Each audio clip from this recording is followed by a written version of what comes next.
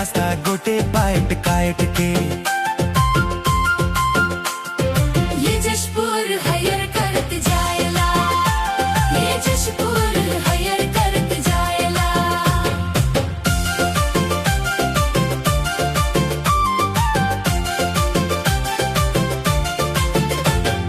हरियर हरियर खेत लहराए, धान के बाली मन हरसाए, फूल पत्ते मुस्काए चारों,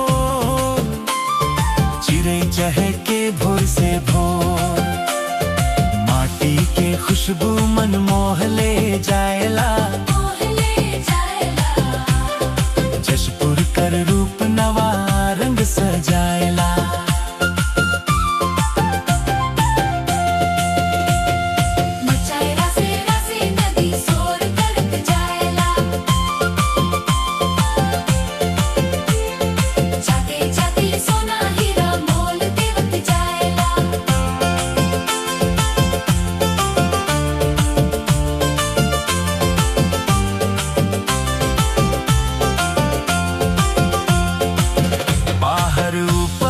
बदरी घिराए, झरना झर झर गीत सुनाए, महुआ फूले बगिया महकाए, हवा संग मनवा नाचे गाए, जंगल पहाड़ धरती के श्रृंगार बनाएला।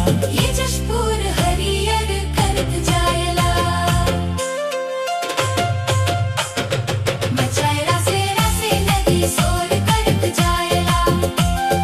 जाते जाते सोना हीरा मोल देवत जायला।